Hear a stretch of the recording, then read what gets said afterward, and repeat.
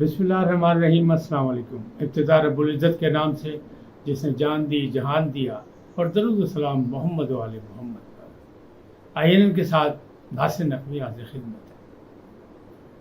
ناظرین، آج 10 محرم الحرام ہے، یوم عاشور، دنیا کی ایک منفرد حق و باطل کی جنگ کا دن ہے۔ وہ دن جس دن زمین کربلا پر نواسۂ رسول اور ان کے رفقا کا خون بہایا گیا اور آسمان نے خون کی بارش کی۔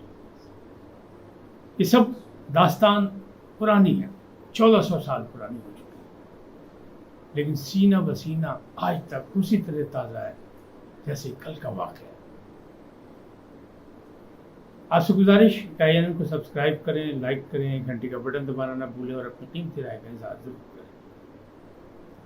حسب سابق حسب عادت آپ سے درخواست ہے۔ لیکن آج کا دن جو ہے وہ اگر آپ پورے پاکستان کی فضا کو دیکھیں تو آپ کو فضا میں ایک عجیب سی کیفیت نظر آئے گی۔ غم کی فضا ہے۔ اچھا، پاکستان نہیں، دنیا بھر میں یہ غم منایا جا رہا ہے، جہاں جہاں کلمہ گو ہے، اس لیے کہ بقائے اسلام کی جو بنیاد ہے وہ امام حسین اور ان کی قربانی ہے، ان کے رفقا کی قربانی ہے۔ لہٰذا انہیں خراج تحسین پیش کرنے کے لیے دنیا کے کونے کونے میں آج ماتمی جلوس برپا ہے۔ اچھا، پاکستان میں اگر صرف ہم برصغیر کی بات کریں تو بھارت، بنگلہ دیش، پاکستان کے تمام صوبے، گلگت، آزاد کشمیر، سب جگہ، اور اس بار 32 سال کے بعد مقبوضہ کشمیر میں بھی یہ جلوس برپا کیے گئے۔ وہاں پابندی تھی 32 سال سے۔ بھارتی فوجیں، آپ کو پتہ ہے، 8-9 لاکھ وہاں فوج ہے وہاں، اور جس طرح وہ قتل و غارت گری کر رہی ہے تو ان کا تو روز ہی کربلا ہے، روز ہی وہاں یوم عاشور ہے، جو خون بہایا جا رہا ہے۔ ناحق خون جہاں بہے گا تو وہاں کربلا یاد آئے گی۔ اب یہ کہانی اگر آپ دہرائیں تو یہ 27 رجب سے شروع ہوتی ہے، جب مدینہ میں نواسۂ رسول اور ان کے رفقا اور ان کے چاہنے والوں کے لیے زمین تنگ کر دی گئی تو امام حسین علیہ السلام نے وہاں سے ہجرت کی، مکہ مکرمہ پہنچے۔ وہاں بھی لوگ پہنچ گئے کیونکہ وہ ان کے جینے کا حق چھیننا چاہتے تھے، اس لیے کہ یہ اسلام کے اصولوں کی بات کرتے تھے اور رسول اکرم صلی اللہ علیہ وسلم کا پیغام آگے تک پہنچاتے تھے اور فرمودات کی بات کرتے تھے اور اللہ اور رسول کی بات کرتے تھے۔ تو یہاں تو بادشاہت تھی، ایک ایسے شہزادے کی بادشاہت تھی جو کسی کو تسلیم ہی نہیں کرتا تھا۔ اس بادشاہت میں اس نے کہا کہ آل رسول پر زمین تنگ کر دو۔ مکہ مکرمہ گئے تھے نانا کے روزے پہ حاضری دینے کے لیے، پورا قافلہ لے کے گئے تھے، عزیز و اقارب تھے، بچے تھے، خواتین تھی، سب کچھ تھا۔ لیکن جب وہاں بھی زمین تنگ ہو گئی، ارادہ تھا حج کرنے کا، تو پہلے انہوں نے حج جب دیکھا صورتحال کہ دشمن جو ہے وہ طاق میں ہے اور ایک نہیں بہت سے، تو انہوں نے کہا خانہ خدا میں اگر خون خرابہ ہوا تو یہ کوئی اچھی بات نہیں۔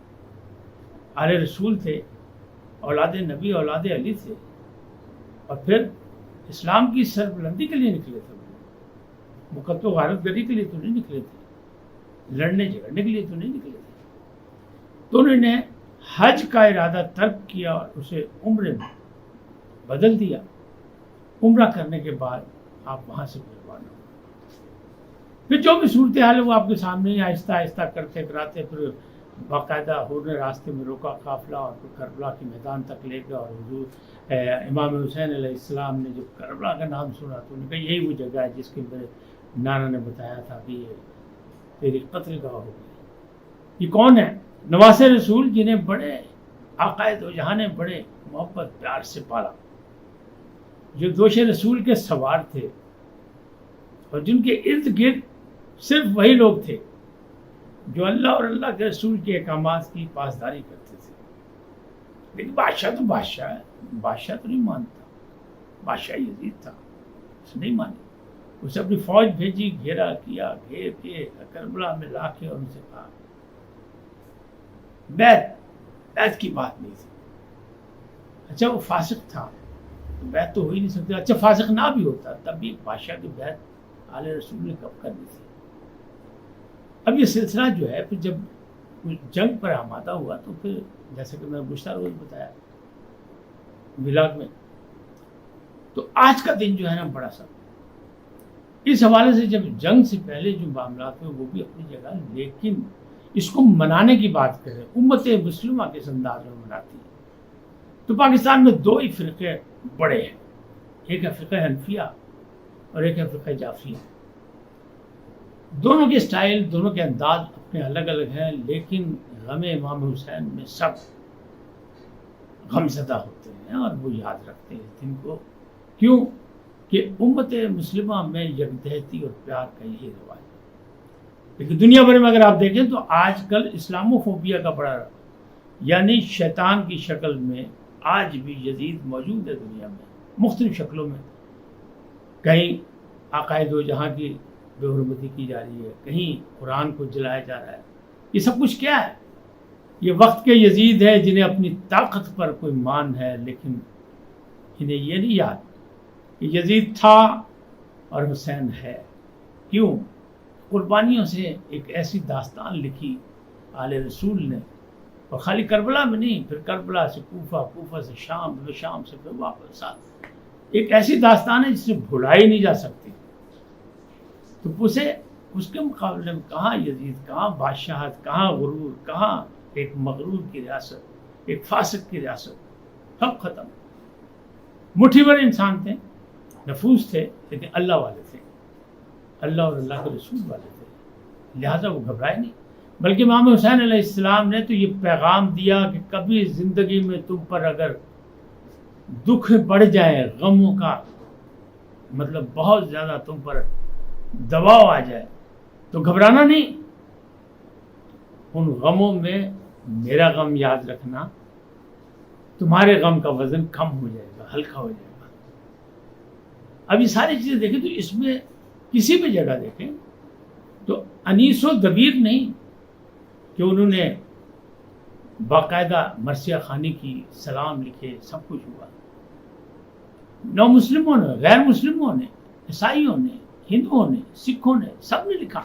یہ ایسا واقعہ ہے کہ دنیا کی تاریخ میں جس سے کوئی متاثر ہوئے بغیر نہیں رہ سکا, انہوں نے بھی لکھا. اور یہ جو میں نے بات کی نا کہ یوم عاشور جب ناحق قتل ہوئے اور ایک حق اور اسلام کی پرچم کو دبانے کے لیے جنگ لڑی گئی تو آسمان نے خون کے آنسو روئے. یہ میں کسی اسلامی یا مذہبی یا فقہی کتاب کی بات نہیں کر رہا. یہ یو کے میں ایک کتاب چھپی انگریزی میں اور غیر مسلم نے لکھی, اس میں اس نے دیا, یہ آپ کو اسکرین پہ بھی دکھا رہے ہیں, اس کا صفحہ نمبر 35 ہے. نام مجھ سے بھول گیا مجھے اس کتاب کا, لیکن بہرحال اس کا حوالہ میں دے رہا ہوں. تو اس میں یہ کہا گیا کہ یہ ایسا دن تھا کہ جب سورج سوا نیزے پہ تھا اور آسمان سے خون کی بارش ہو رہی تھی, کیونکہ خون ناحق تھا.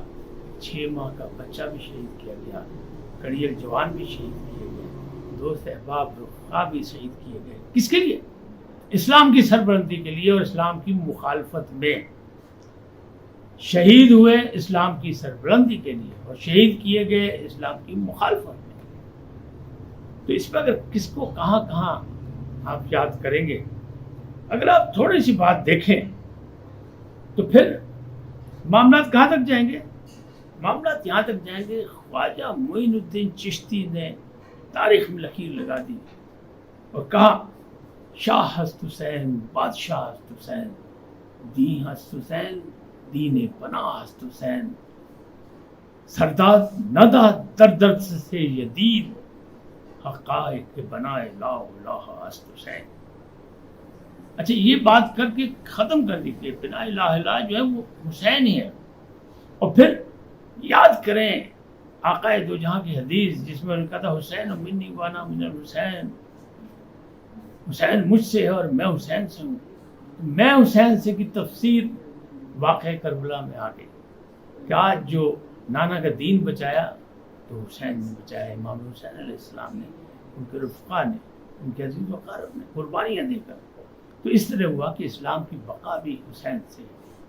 اب اسی کو اگر آگے لے کے جائے تو حفیظ زیادہ نہیں کہتے ہیں کربلا کے واقعے کو دیکھتے ہوئے اور پھر بات کرتے ہیں کہ یہ بالیقین حسین ہے، نبی کا نور عین ہے، لباس ہے پھٹا ہوا، غبار سے ہٹا ہوا.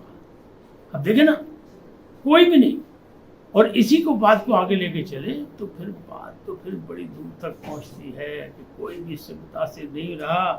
اور پھر محسن نقوی نے کہا کہ شبیر تیری پیاس نے محشر کی شام تک، شبیر تیری پیاس نے محشر کی شام تک آنکھوں کے ہر فلاد کو بہنا سکھا دیا.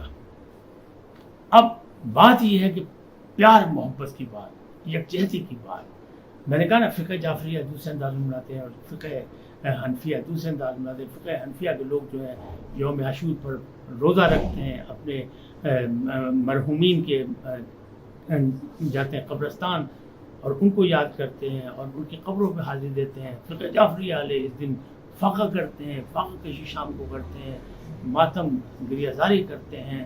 لیکن اگر یہ کہیں کہ محبت کسی کے دل میں کم ہے، کم نہیں، لیکن شر پسند جو ہمارے اور آپ کے صفوں میں یا درمیان میں ہے ان سے بچنا ہے. اس لیے امام خمینی کا فرمان تھا کہ ہم اور آپ ہاتھ باندھنے ہیں، ہاتھ کھولنے ہیں، اس کے چکر میں بحث میں پڑے ہوئے ہیں.